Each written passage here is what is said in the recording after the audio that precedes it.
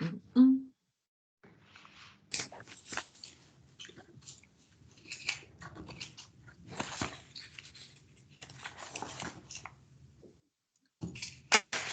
everyone. Thank you for joining today's roundtable. We're running together with Microsoft. I might just allow maybe 30 seconds or so, people just running a little bit behind before we begin.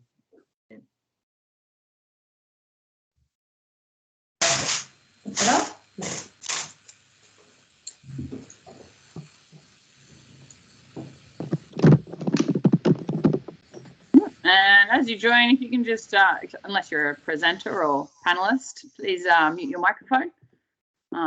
As amazing as your breakfast sounds, I'm sure we can wait until the end to hear what you had for breakfast. All right, well, let's just begin. I'm just conscious of time. We've got a lot to cover.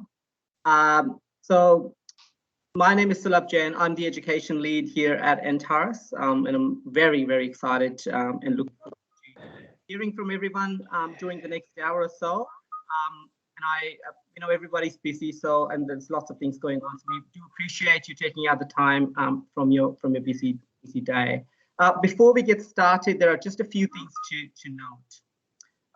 Firstly, we will be discussing 3 topics today: hybrid learning and student engagement, student well-being, and efficiency for students, teachers, staff, and parents. We will have a 15-minute robust but to-the-point discussion on each topic. We'll be using the Miro board to capture the discussion, but anybody can go and add their own notes on the board. So yes, you'll all have access to be able to go and start contributing to the Miro board that I'll be sharing shortly on my screen. The other thing to note is that you're all on mute. When you do want to contribute to the discussion or ask questions, please come off mute and ensure your camera is on. When you finish, please go back on mute again. So in case there's any background noise, there's no distraction and we can remain focused on the discussion.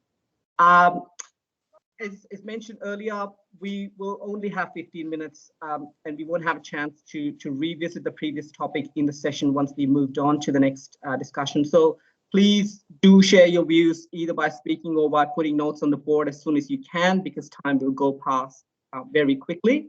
And lastly, just want to call out that we will be sharing the output of today's discussion with you all within a couple of days. So you can refer to it within your own time and discuss, use it for internal discussions or discussions with. This is your session. Please don't hold back in sharing your views, experiences, any questions you have. We can make it as good a session as we can for everybody involved. Before we start, I'd just like to introduce you to Megan Towns from Microsoft, who is a modern workplace specialist in education, and many of you may already know her well. So Megan will be facilitating today's discussion. Vanessa, one of our principal consultants, will be taking notes and capturing the discussion on the Miro board. But remember, you all have access to the board, to the same board as well. And Ivy from our marketing team, she'll be managing the entire meeting. So without further ado, I'll hand it over to you, Megan, and I'll be sharing my screen now as well. Great, thank you very, very much. So again, thank you everyone for being here. We realize that it is either the middle or the beginning of the holidays, depending on which state you're dialing in from. So thanks for taking the time, especially if you've been a classroom teacher for the past, what is it called, 3 months in New South Wales or Victoria. It's been quite tumultuous for you. But for all of us, it has been a very interesting 18 months. When COVID first hit our shores in March last year, we saw rapid advancement of technology in education. And I know, I was a former IT integrator at Abbottsley, and I would have to beg and plead to get in front of teachers to ask and support them to integrate technology. And speaking to all my friends and colleagues who are still sort of in that field, they were bombarded in those first weeks of the COVID and remote learning experience last year. But as IT departments also, we saw entire schools having to shift and change the way they delivered education, whether they were in a significant period of remote learning or not. So I'm super excited to have 4 amazing humans from the East Coast today to chat with us. So first of all, I'd like to introduce Emma Lord. Give us a wave, Emma, from Emmanuel School in Sydney. She's the head of software engineering and digital technologies, and all-round fabulous human. Then we have Dan Collins from Newington. He's the IT director out there at Newington. We've got Marcus Claxton from Hills Grammar at Hills Grammar, who is the ICT manager. And then Daly Gallagher from St. Peter's Lutheran College up in Queensland. One of the lucky few not in that remote learning period at the moment. And Daly's a maths teacher. So thank you all for being here. And as Sulab mentioned, we've got the Miro board there. We'll be looking at each category within 15 minutes of each one. I can see there's someone's already moved the question over into challenges. But feel free to use those post-it notes on the far left-hand side to add your own ideas, add your own challenges, add your own tools and solutions that you used. While this is a combined Antares Microsoft presentation, we realize that there are other competitive platforms that are being used out there, so feel free to pop them in there as well. And let's have a board conversation around what we're talking about out loud as well. So yeah, please do contribute to that as we go, and we might even use it as a prompt for some of our questions and discussions. First up, I guess I'll pass over to, or not pass over, but I'll ask Marcus the question around, how's the technology experience at Hills Grammar improved your learning experience for students in the past 18 months? Yeah, sure. Thanks, Megan. Hi, everyone. So I guess before we even heard about COVID, our school had been using OneNote class notebooks significantly for, I think, about 5 or 6 years. And so it had become very heavily embedded in the pedagogical approach in the classroom. So what that did was it meant that a switch to remote learning became relatively straightforward for us. And also before we even knew about lockdowns or anything like that, so the beginning of last year, we had already planned to roll out Microsoft Teams to further enhance class notebooks. But we had planned to do that over the whole of last year. So it was a 12-month project. And then when we all of a sudden went into lockdown, that 12-month project got squished down to 2 weeks. So that was a lot of fun. What it meant then was manually creating about 650 teams and populating with them with all the classes. And because of the way that we had class notebooks set up, they were separate from the teams at that point in time. And what we did at that point as well is we ran through. I ran a 1-hour training session with all of the teaching staff on how to use Teams. And I thought they were absolutely amazing. I said this the other day when we met to prepare for this, that teachers have this reputation for not liking change. And, whenever things move, especially with technology, they don't really want to get on board with it. And I said the whole issue around going to remote learning completely blew that out of the water, because I gave the kindy teachers 1-hour training session on Teams, and then 3 days later they were successfully running remote learning sessions with kindy kids on iPads in Teams, and it was just brilliant. So the journey last year, obviously our lockdown didn't last as long as it did this year, and we were it was almost good to have that experience, because then when lockdown came around this year and we had implemented Microsoft Schools Data Sync over Christmas break so that all the teams were set up at the beginning of the year, the class notebooks we used this year were now embedded in the teams, and everyone was pretty well used to using it. So when we had to go to remote learning for term 3, it really took us about a week of shifting and changing and going from face-to-face support for IT to remote support, and then everything just started to run smoothly. We really only had about a week of a lot of technical IT calls, and then that started to peter off because, Teams is just such a good platform, and our teachers were really used to using it. And it really it enabled them to keep some really high levels of student engagement as well through the whole of term 3 this year. Yeah, great. And so it almost sounds like the teacher engagement was improved as well because of that experience. Like you said, they'd been hesitant in the past, but you know, you're seeing engagement from teachers as well as students. Excellent. 100%. Yeah, and they really celebrated each other's successes as well. So, you know, they're all cheering each other on, and it was fantastic. Out loud or via Teams or both? Yeah, a bit of both. And our director of curriculum, every week, at the end of each week, he actually put out a fantastic email just congratulating staff and highlighting some specific teachers and what they had done and how they'd, you know, or the successes that they'd had. And that was a really, really encouraging thing for all the staff. So. Yeah, absolutely. And I think, you know, that's the concept of hybrid learning, right? The lessons that we've learned from being in a remote learning environment and you know, meshing together the best parts of face-to-face and remote, and creating this hybrid learning environment so that no matter whether it's fire, flood or rain that shuts down our schools, which we've all had in the last 12, 18 months. That's right. We don't have to have the rapid shift that we saw last year, which is really exciting. And it also means in term 4, when everyone comes back, because they're still using Teams and class notebooks in the classroom, there's not really that much of a shift. It's just from where everyone's doing it. So, yeah, that's pretty cool. Absolutely. So I'm super, I'm excited to hear about the student engagement piece, probably more so from Emma and Daly, who are, you know, classroom teachers. You know, what have you seen in the digital classroom, the remote classroom, as well as the face-to-face classroom, that has really seen students get engaged with their learning because of technology that has been implemented in the past 18 months? Emma. Yeah, you're on mute.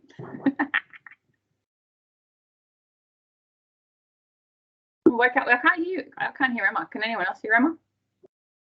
No, I can't hear Emma either. We might head to Daly for that question. We'll get Emma to switch your microphone. Alrighty, I'll speak to that then. So we've been using the Alex platform from Antares at our school, and particularly Qbot as well. And something that we've seen that it allows us to do is when students ask questions through Microsoft Teams, one of the new tools we've been testing is that Qbot can pair random students in the class or in the cohort to answer that question. So the original purpose of Qbot was for students to ask questions and then teachers would provide answers that would then be saved. But we're now also tapping students on the shoulder to answer those questions and see if we can get quality responses there. So that's sort of helped build some collaboration between students and some engagement from student to student, which in a hybrid environment can really be missing since there's just no opportunity in a Microsoft Teams lesson for students to talk to each other unless it's deliberately built in. So that's something we found to be really useful in the small periods of hybrid learning we've had. Yeah, great. And is it something that you would have experienced and seen in face-to-face with that students answering students' questions? Yeah, definitely. So we found at our school that students tend to use Qbot outside of the classroom more than they do inside the classroom, because inside the classroom, their first instinct is to just talk to somebody or ask their teacher. So that's sort of expected. But it's allowing us to sort of recreate that on the afternoon when school's over, on the weekend, and yeah, during hybrid learning as well. Yeah, great. Emma, how's your sound going? It was weird because we were shouting out loud 3 seconds this call began. Yeah. You might just have to change the sound input. So your 3 dots, top right corner, and device settings. That's okay. We got you? Nope. You're muted from the universe. How about Dan at Newington? What's been your experience with student engagement and collaborative learning during the both, you know, remote, face-to-face, hybrid learning experience for you at Newington? Well, we pretty much stuck to what we had in place. We had Canvas in place, we had Zoom in place. So we just kept it simple and you know, employed those tools, and they've been working pretty well for us. You know, we were actually at a point where we were very close to kicking something off with Qbot. We thought that'd be, you know, an interesting complement to what we had, but unfortunately COVID sort of meant that our focus was elsewhere. We didn't come back to that in time. Yeah, right. And have you had any, success stories? Have you heard, stories from the teaching fraternity around, genuine student engagement during the remote learning period that might inform what happens once we're back to school? Or anyone else in the panel? Look, there's been lots of success stories. I probably don't have any I could kind of call out specifically. But I think in the main, teachers, students, parents, everyone's been pretty happy that we've been able to, go onto a digital platform and more or less, deliver a similar set of in teaching. The quality of teaching's been as good. The technology. Yeah, great. Yeah, fabulous. And people on the call who have been in schools, it'd be great via Miro or via the Teams chat for you to let us know in the other notes section, what has been the success, the silver lining of this disruption we've seen in the last 18 months. It'd be great to get that understanding from the collective in the space. And I think Emma's gone off the line. We'll be coming back on. Hopefully we'll get her back. We can see the improved teacher engagement, just looking at the Miro. Some of the challenges of the hybrid learning experience and getting students engaged has been around sometimes slow internet, which I can attest to with 3 teenagers in my household. The interoperability of different systems as well can be a bit of a challenge, especially if there's multiple logins. I find when you've got students, especially younger years students, trying to access a lot of the tools that schools are using. And some of the challenges is getting students to talk to one another. I've got 2 kids who are doing remote learning at the moment. One who's about to start university, going straight into a remote learning environment, and their modus operandi is to have their cameras off. And I know for a fact they've got Discord and 1,000 other things happening on their screens when they're in their remote learning periods. So, getting students to talk to one another, I guess, out loud in front of you as a teacher in the remote learning experience is a lot more challenging because they're often already talking to each other on other platforms. So, something like Alex and the Teams experience and the other platforms that everyone's mentioned that have brought students and classes together, I think, have been really important. So thank you. So let me just, yeah, cool. So what we might do, I don't think is Emma back on the line? I see her. So she's fine, that's okay. So what we might do is we'll move on to the second category for today's discussion around student well-being. So Sulab, I don't know if you want to move the Miro over onto that second collection, I think it is. So yeah, with student well-being, looking at how technology has played a pivotal role. Actually, let's just admit Emma and see if she's got sound before we move on to the second topic. Hello, Emma. Hi. Hi, how are you going? So Teams and get it up and running. The web one, I think, had stopped. Yeah, right. Okay. Well, you're here now, which is fabulous. So we were about to move on to the second topic, but we won't. We will get your insights to around student engagement for your students over the past 18 months. How have you seen student engagement improve through hybrid learning? Like for me, I do teach computing, so there's been a lot of opportunities, and I think that the way it's really improved is students being able to work more independently and at their own pace, and teachers beginning to be able to do the thing that we don't do very well, which is let them be. So I think that when we're in the classroom, we feel, and I think the first time we were in lockdown as well, there was a lot of this. We were always on, like, especially in the modern world, we're encouraged, like sitting down in your classrooms. You don't want to be seen sitting down when people walk past. You should be in, you should always be moving and active. And I think that was the first time of lockdown. People were like that, and people found that very, at the end of it, we had a lot of celebrations. There'd been a lot of successes, and teachers and students had done well, but it was exhausting. So I think that when we went into lockdown this time, people began to really use the technology more efficiently and learn how to not be on the whole time, and how to allow students to have time to consider their work and do it independently, rather than us being constantly like, have you done this? Yeah, absolutely. And that's the same in both, you know, higher education and even in work. You know, at Microsoft, we're constantly reminding one another that not being on a call, not being online for the entire day is a good thing. You need that time to think and process. Even if, you know, the time that you get to walk between lessons at school, it's some downtime, both as a teacher and a student. I think teachers and students have still found that very difficult. You know, like our school's been very good, very proactive, and encouraged us to have times where we're just like meeting them and greeting them and setting them up and then having time to work. And we have delays between the starts of lessons, like movement times. But I find my students are, you know, like I see the emails coming through saying that they're online already, and you're like, no, just take a minute, relax. I think this time's been definitely different, and there were a lot of things that we've learned. Like the students were obviously able to adapt to online learning far quicker. We didn't have to teach them how to use any of the technologies, but we've been on for so long now that they're definitely tiring from it. You know, towards the end of term, engagement was a real struggle.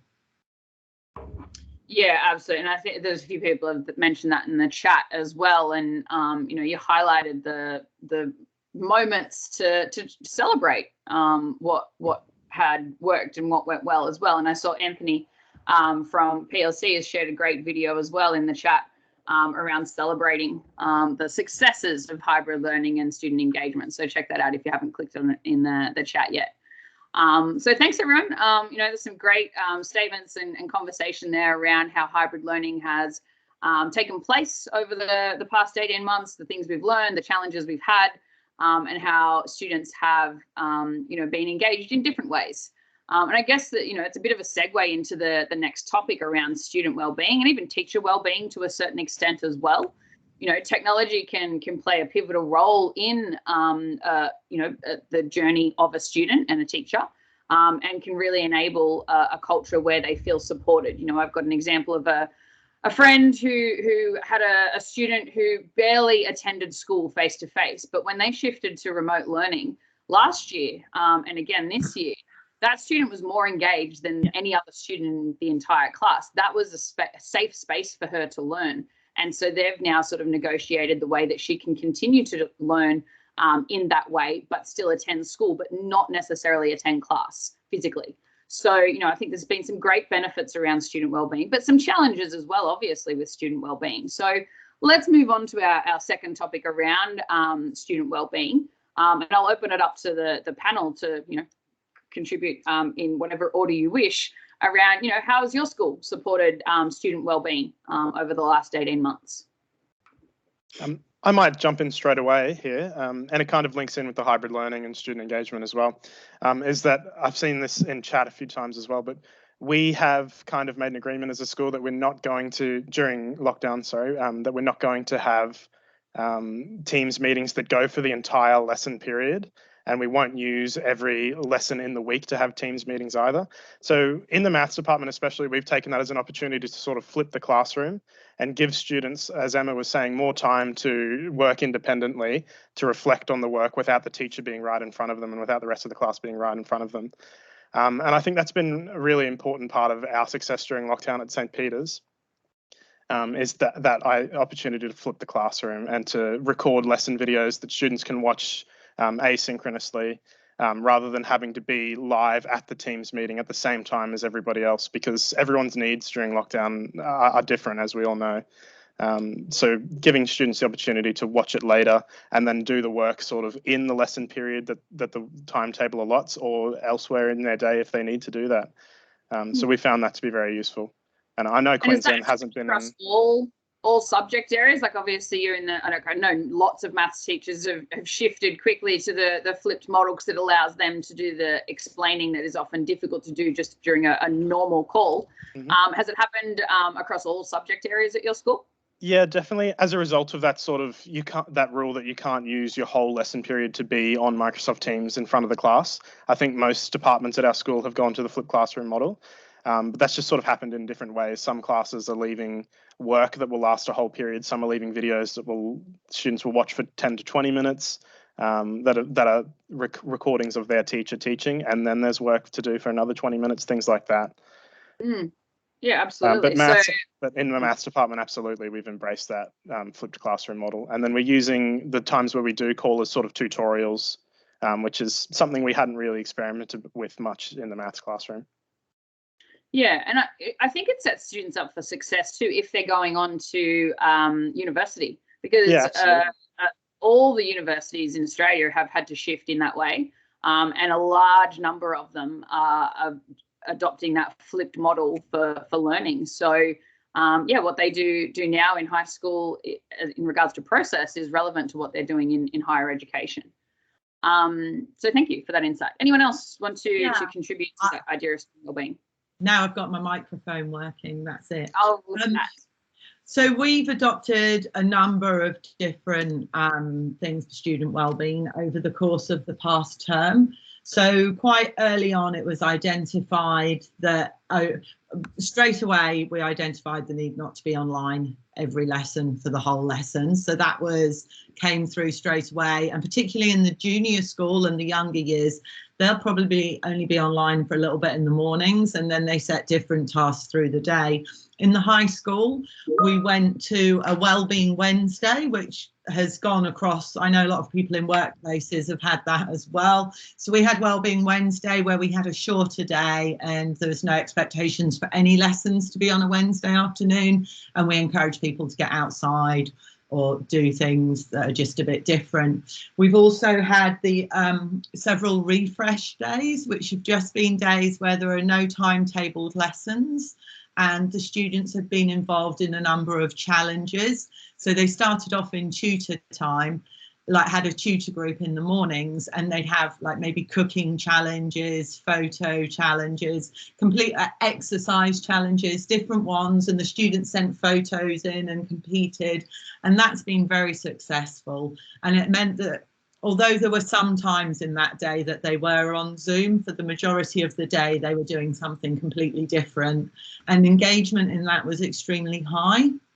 Also, the staff have all been enrolled on, we've been doing the youth mental health course to help assist our understanding of mental health issues across teenagers. That's mainly in the senior school, but I think they're going to be doing some elements of it as well in the primary school. So they've tried to make a complete shift for now.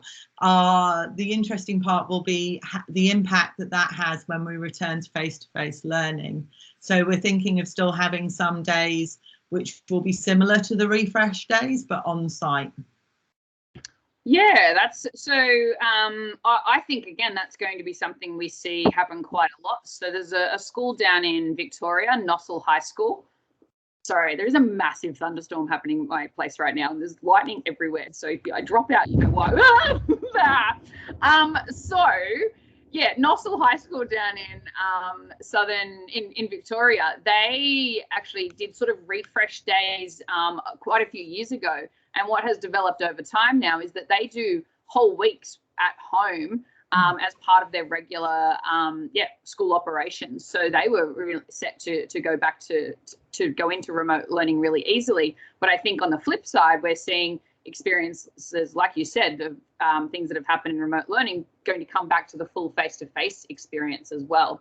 So I think that's really exciting. My son's school had Wednesday, ended up after last year's lockdown sticking with a work from home Wednesday. So they've been doing 1 day a week work from home for the entirety of 2020 and 2021. So yeah, lots of different ways that schools are adapting to support that student wellbeing. Anyone else on the panel or even on the call want to talk to student wellbeing? Marcus? Yeah, so a couple of things. The idea of not having Zooms over whole periods, I think that's a no-brainer. It seems like everyone has realised that's a real problem. However, we've tried to, at least in senior school, have a short Teams meeting at the start of most lessons, and that's just to keep the structure for the students in their day and keep them to that timetable. Another thing that our PDHPE staff used was a thing called Goose Chase, where they set up, it's a fun thing where there's a whole bunch of challenges, different things, like if you ride 5 kilometres, then you log that and you get points and things. And that's really enabled students to continue to, not necessarily engagement in the lessons, but it's that whole overall student wellbeing, getting them active, getting them outside, off the screen, all those sorts of things. That's been really cool. Challenge for us around student wellbeing, especially in the junior school, was the ability in teams for them to chat between each other. Megan, I think you kind of touched on that. They've also got access to all other sorts of tools that they could do it outside, but initially for the junior school students, we had the chat turned off, but the teachers realised very quickly that that was very restrictive for them, because then they couldn't have one-on-one conversations with the students when they needed to. So we then turned that back on, which opens the can of worms of, them concentrating on their chats with their friends and not engaging in the classwork, and also chatting through the middle of the night and things like that. We have had a couple of incidents where we've had to go back through the chat logs as well, more in the senior school around bullying. No different really, I guess, to what you do get in the playground, but it's, in the home and in the cyberspace area. So those things have been, different things for us to work through regarding student wellbeing. Could I jump in? Definitely.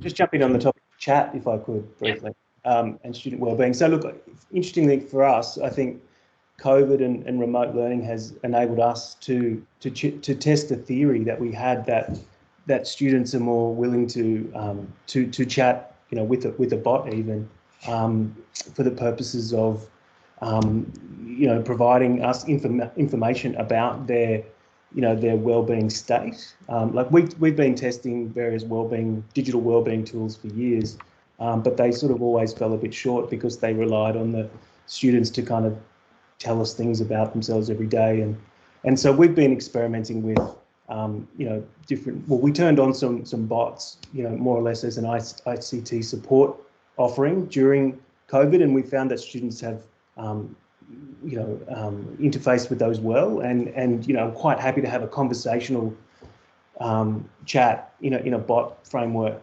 and we feel that could be a really good area to focus on in terms of delivering further wellbeing programs when we go back into normal learning scenarios. Yeah, absolutely, and it's something that technology has been able to facilitate in a way. Marcus sort of indicated that it's no different to the rules and the expectations that you would have in the physical classroom, but or the physical school. But you can't always put the controls on the conversation. So being able to use the technology, whether it's Teams governance and policies or your other technologies, to ensure that your own school policies are being met, but the legalities of online communication when students are at home are being met is really important. Absolutely. And we also have seen really great collaboration between the students on working on projects using the Teams chat as well. So it can go both ways. They've really been and doing that off their own, not being told to, but just working through things and working as a team on assignments and various things like that. So that's been really good too. Yeah, there's some research. I think it's either about to or it's been released from Griffith University around online platforms for improved online learning. So it's the idea that, yes, you can have, you've got learning management systems where students will submit work and there's a, feedback loop and the like, whether that's Teams assignments or other platforms. But the important part that actually improves learning and understanding in remote learning or in online learning is the fact that students can talk to one another. So, that's where the importance of Teams and the posts and the conversations and any, chat platform that allows students to talk while working and it is really important in that learning process. So yeah, again, a really good benefit of students now having been online for a short or a long period of time, that they, it's important that they learn to communicate and collaborate themselves to learn better. Oh, look at me, I'm on time today. So keep the chat comments coming. Greg and Anthony, especially, well done. Top of the class for sharing some great insights in the chat. I might have missed a few while I was being scared by thunder. But yeah, please keep that conversation happening in the chat. It's been great to have a talk about student wellbeing. I think teacher wellbeing is another one that we need to focus on as well, but that's probably a conversation for another day. What we'll move on to now is our final topic. And I figured out during that one that I can move the mirroring screen myself, which is hilarious. Looking at improving efficiency and saving time for students, teachers, staff, and parents. So, I know a couple of teachers who have gotten a little bit addicted to Power Automate during this lockdown period, and they've figured out all these amazing ways that they can automate their team's processes and other day-to-day teacher activities across 365 and other platforms as well, using Power Automate. So, that's sort of citizen development, but then there are other technologies that allow for efficiency to be improved across a school. So, again, keen to hear from the panel about how you've improved efficiency with technology to streamline some of those repetitive processes that our teachers don't have a lot of fun with. Daly smiled. What have you got, Daly? So I've got two big things to talk about here. The first one is just collaboration with other teachers has been a godsend during lockdowns, and we've taken that back into the school physically as well. But as I was talking about before, when we started doing flipped classroom, we started to realize, okay, if we're all making a video about solving quadratics, maybe only one of us should make that video, and then we could all sort of work ahead a little bit. And I could make a video about solving quadratics. Someone could make one about factorizing quadratics. Someone could make one about the null factor law in general, all of those kinds of things. And then we have a more broad and deeper sort of pool of videos that saves time for individual teachers. So we just sort of figured out we don't all need to invent our own wheel here. We can sort of work on one big wheel that's broader and deeper than the individual wheels, and that was really helpful for us when we first started online learning last year. But we've definitely brought that back into the physical school as well. So we all use Microsoft Teams, and so for each sort of cohort, so if we've got like year 11 maths methods, for example, there's just one team that has every teacher of maths methods and every student of maths methods in it, and there's one common notebook in there that all teachers work on and work from and teach from in the classroom as well. So if we're making questions, they're available to all other students and things like that. So teacher collaboration is the first big thing that I thought of for this one. And then the second thing is we have been using the Alex platform at St. Peter's, and QBot in particular. That's really been helpful for streamlining the process of answering questions, because something all teachers know is that you'll answer the same question 10 times within 1 year and then a million times across your whole career. So QBot is a tool that Antares has developed to sort of capture your quality answers to those questions the first time. And then if a new question is similar to that question, then QBot can recognize it and answer that question itself. And so this all happens through Microsoft Teams. And if students tag QBot when they ask a question, it will try to answer it itself from its own knowledge base that we've populated. And if it can't do that, it'll tag a teacher or other students to see if they can offer some responses.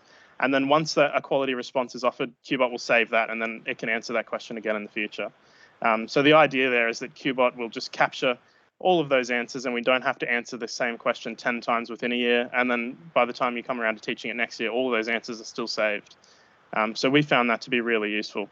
We're definitely still in the pilot phase for this. We're seeing how it will grow, and we're seeing how it will grow across other subject areas within our school, but the maths department's had some real success with it. Just a quick stat to throw at people is that in the first term that we used it, we were just using it in 3 classrooms and 3 teachers were using QBot. 22% of student questions on Teams were able to be answered by QBot without a teacher intervening. So we thought that was really fantastic.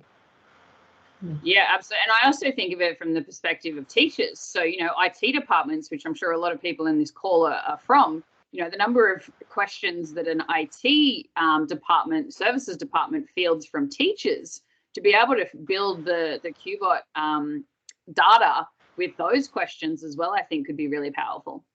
Yeah, absolutely. We've talked about that in the school. Obviously, it's not something that I'm super involved with because I'm a classroom teacher. But we've talked about, could QBot answer HR questions like when am I able to take leave and things like that automatically without somebody actually having to be involved in the answering of that question. And Dan, I think were you looking at potentially using Alex with teachers or some other similar? Not teachers. What are they called? Parent community.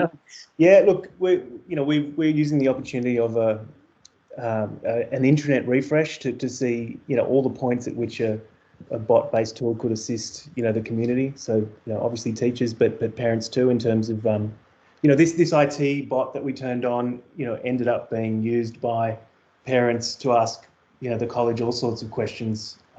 So we realised that parents are super keen to use a method like that, to just ask her. They're at home. They're on Telstra sites. They're using these tools all the time in their day to day, and it makes sense that the school can serve up information in the same way. Emma or Marcus, any thoughts or insights around both the benefits and challenges of improving efficiency with technology for students and teachers? I think for me, definitely in the classroom, it's not necessarily a technical way, but I think the students have been far more involved and far more able to say what works for them and what doesn't. And because of the whole basis of COVID and working from home, it's been easy to be more experimental. So I think teachers have been far more open with their classes of like, we're going to try this. It could be the best thing we ever do. It could be the worst thing we ever do, but let's just give it a go. So I think that that's meant that teachers have become more comfortable with not necessarily succeeding all the time. And I think that's the one thing that I've always found as a computer teacher. Things never really work and things always go wrong. And quite often you'll have practiced for weeks to do something, and then some small child will come and show you a way that's like 5 times faster. So you're never necessarily the sage on the stage anyway. And I think that this use of technology has allowed teachers across subjects that traditionally work on that basis that they are the most knowledgeable person in the room to really experiment and feel uncomfortable. Because we all have felt uncomfortable at some point in the past year, but professionally, as well as everything else. And personally, from time to time. Yeah, absolutely. That I 100% agree. I was an ICT teacher and an English teacher, and they're two very different teaching fraternities. And failure is encouraged in one, and the other is often a sage on the stage. Like you said. So, and I've seen teachers from across year groups, learning support schools, and different subject areas really start to get comfortable. I'm not saying everyone's comfortable with it, but there is definitely an improved collection of teachers who are now happy to be uncomfortable. Comfortable. And I think students have been more comfortable saying, oh, actually, we really like this, or this way of working is really working for us, or this isn't working. I don't really understand what we have to do. I don't really understand how it's going. Or they've been really comfortable as well saying, we like this, but this is too much for a lesson. It's really good to listen to what they've been saying. And I think that's increased efficiency because you're having less waste. It's actually becoming more of a conversation. And I think because it's new experiences for everybody, I know that I've certainly, and other teachers have been listening more to what their students are saying about their learning. And if I could speak to the efficiency point for just a quick moment, I found it really interesting at our school because we run a lot of exams remotely. So that presented all our teachers with an opportunity to get work digitised for them, exams digitised for them. And so each of the faculties sort of dealt with that in different ways, but there were all sorts of new approaches to marking work and you know, sharing that that digital work and then getting it back to students, you know, with you know, different comments and things as well. Like it just sort of threw all that standard process up in the air, and it's going to change for us, I'm certain. How about things like parent-teacher interviews? What has been your experience there? I know a lot of schools have had to shift, and it has resulted in improved efficiency for processes like that. Yeah, we moved to all online parent-teacher interviews using Teams, and the response from the parents is they love it. You know, it's so much more accessible for them. Especially parents that can't necessarily get away from work in time to be at parent-teacher interviews. You know, we can have one parent who's at home, one parent's at work, or both parents can be from their workplace having that parent-teacher interview. And it's been really, really good, really fairly streamlined. The teachers, they really enjoy it as well. And this, in term 3, the teachers were doing it from their homes as well. So, yeah, that was pretty good. I'll touch quickly on as well the idea of teachers failing or being comfortable with failing with things like this. It goes to the whole, you know, for so long, since I've been working in schools, teachers didn't seem to use features of products unless they really had to.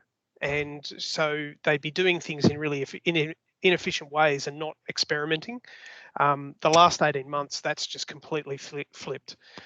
They're experimenting. They're happy with that failure. They're teaching other teachers, showing them what to do, which means that, you know, Teams changes so frequently, and trying to keep up to date with pumping that information out to the teachers and saying, hey, have you seen this?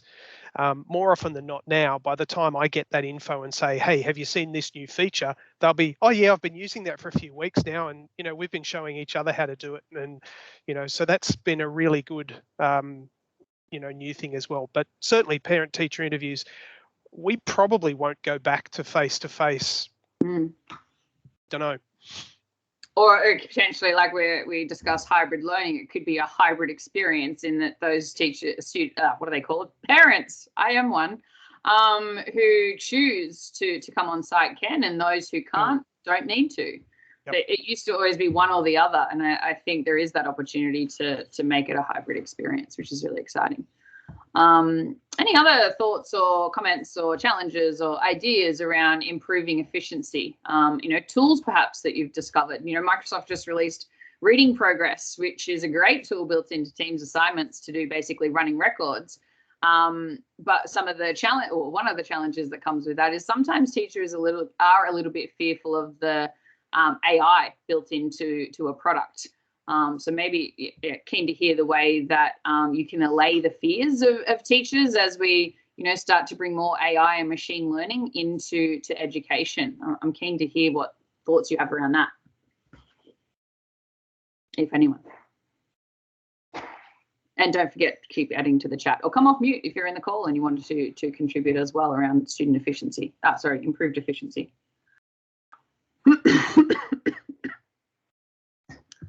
Ooh. Well, a question for me, just on the follow-up question, Megan, is anybody using AI for enhancing the teaching and learning experience? Oh.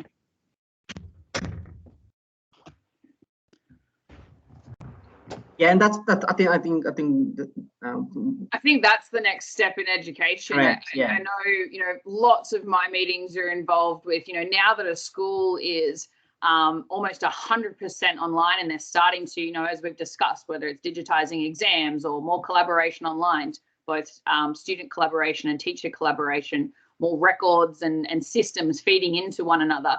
You're now starting to see the benefits of having a data lake within your school and being able to use artificial intelligence and machine learning to create customized dashboards and experiences within your school. I think that's what we're sort of on the cusp of at the moment.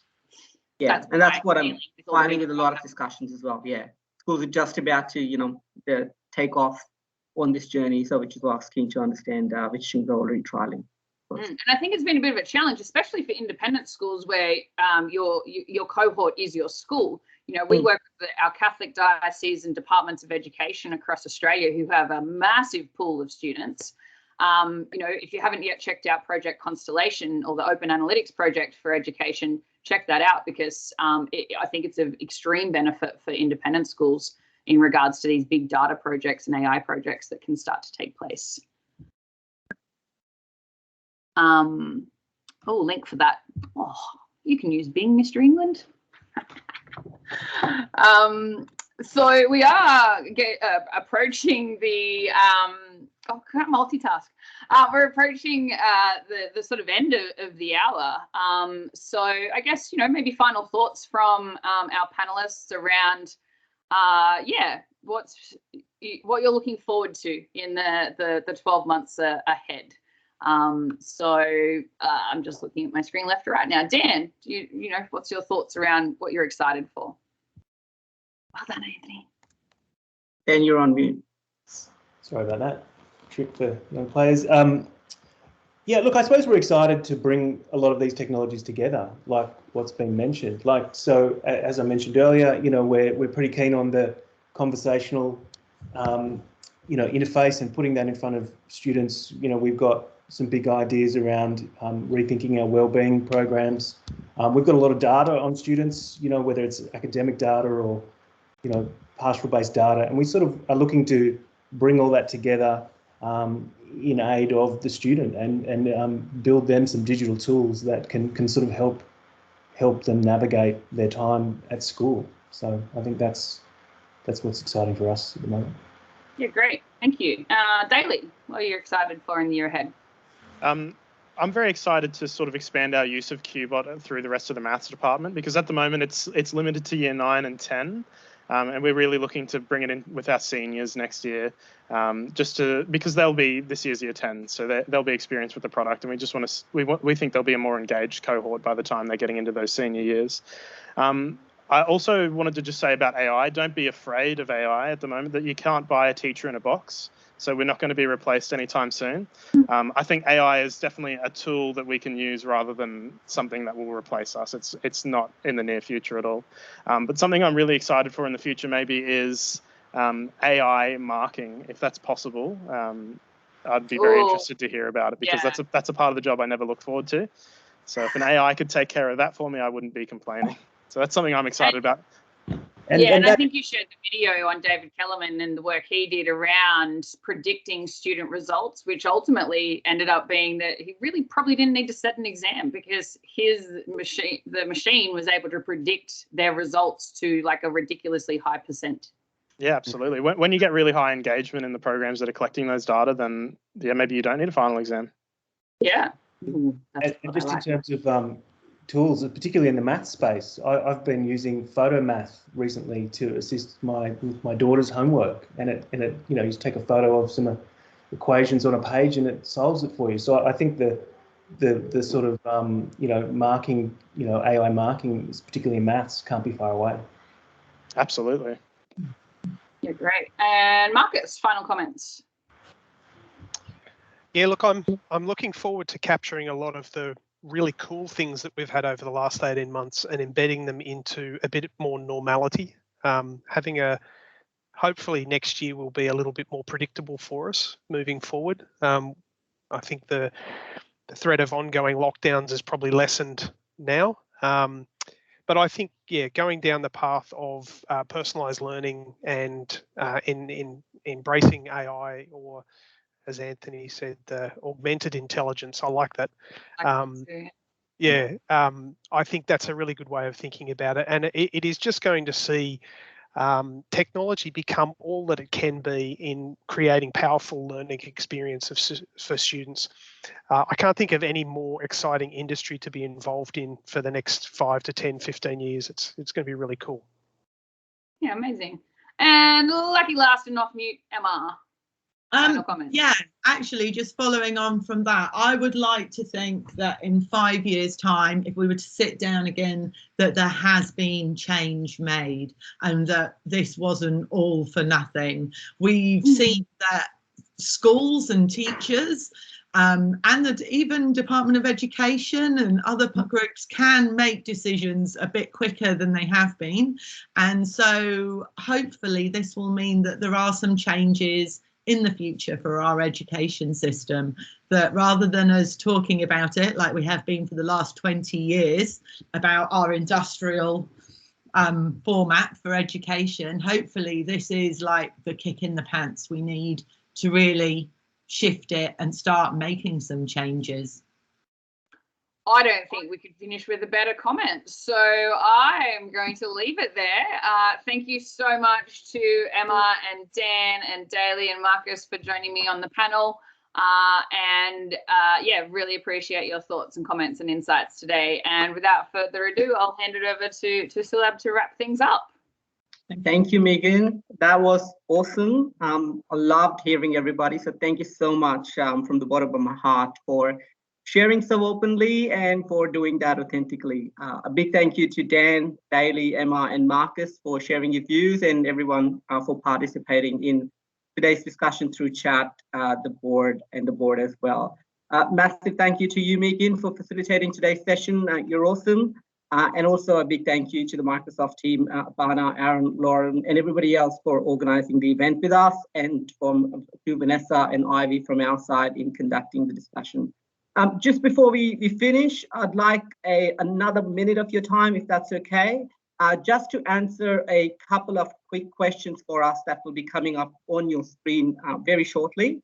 The purpose of these questions is to just really get very, very quick feedback on today's session, and also if there are any other topics you'd like to deep dive into in future, considering we barely scratched the surface of these topics today. So Ivy, are you launching the questions? Yeah, it's up. Awesome, cool.